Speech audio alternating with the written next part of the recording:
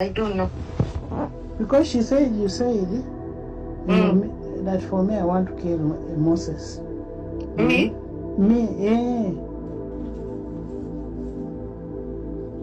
Nange.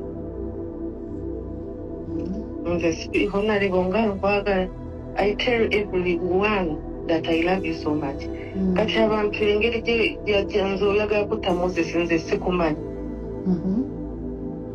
Ate bulijjo gwebuuza Medi nti Charlotte ali ati.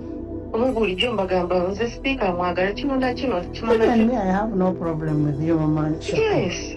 Kati omuntu nze jjajja buuza ba Medi bonna bamanyi jjajja.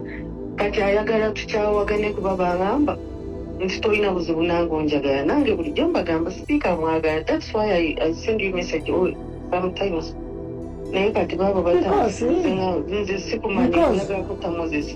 Because for me to have a problem with you, I did not get Moses from you.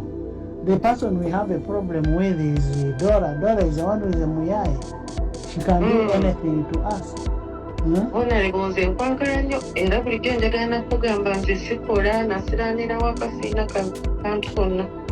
But we are just attending the speakers for mine. I think I'm going to put Moses in the school. Ngabulijjo ngamba ba Medi yaso kugamba. Andi nange mbadde ngamba. Alabiridde nnyo bulungi baana bange sirina buzibu naye. I am the one paying school fees for all those children. Yes, I know. Anani. Speaker, wejjajja tojja mutegeera ate tumumanyi bantu bazibu nnyo. Kati nze wuyo ayagala nkyawe nze Moses twakyawagana dda kati ngamba nti oyagala mutta nze nkumanyi. For me, that's why I wanted to talk to you.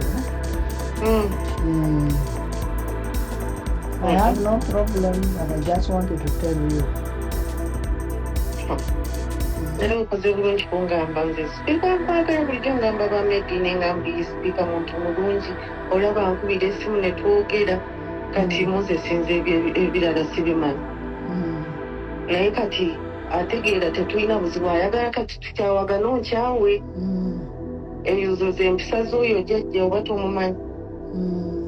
Ayagala kuleeta ntalo. Speaker nali njagala na kujja kumiitinga sina banange. It is okay, we shall meet. Okay. Okay, so ako katambi ka speaker Anita Amongi nga boogera ku nsonga z'omwami Magogo nga bakkiriziganya bulungi nti Anita Amongi omwami gwalina kitegeeza nti yamubba bubbi yali mwami mufumbo wabula gwe babadde balumiriza nti speaker Anita Amongi mbu ali mu lukwe lwa kutta Moses Magogo. Ekibuuzo beebuuza nti atta waaki era nga nsonga ki ntuufu emuviiriddeko okwagala okumutta. Omwami bakyamukaayanira nti omukyalo oli akyalwana ayagala mwami we mweddiza. Sipiika ekimutuuse okumutta ayagala bombi nti bamufiirwe.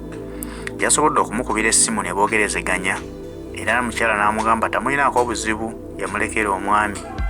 Kitegeeza nti kati sipiika omwami amuliko yekka. Kyeyadde asinga okwagala okufuna bukakafu nti ddala kituufu omwami ddala eno yakita kati ali mu Anita Amongi. Era n'ebigambo ebibadde byogerwa nti Magogo n'ebigambo ebibadde byogerwa nti Amongi ayagala kutta Magogo omukyala abyeganye nti ye tabimanyiiko era tannabyogerako wa muntu yenna yeyakkiriza nti omwami yamutta n'amutta wabula kyasaba kyokka nti omukyala takyakola talina kalima ali awo baamulekawo ng'asaba sipiika Amongi wakiri amuweeyo akalima asobole okubaako kyakola ayiyize abaana be ng'omuntu. Era sipiika afundikidde amusuubiza okumusisinkana boogeremu ng'abantu abakulu. Kati situmanyi sipiika anaamuyamba n'amuwa omulimo oba engeri gye bali bakyala bajja na bajja ng'anaamulaba bulabi n'agaana omuwa appointment okumusisinkana.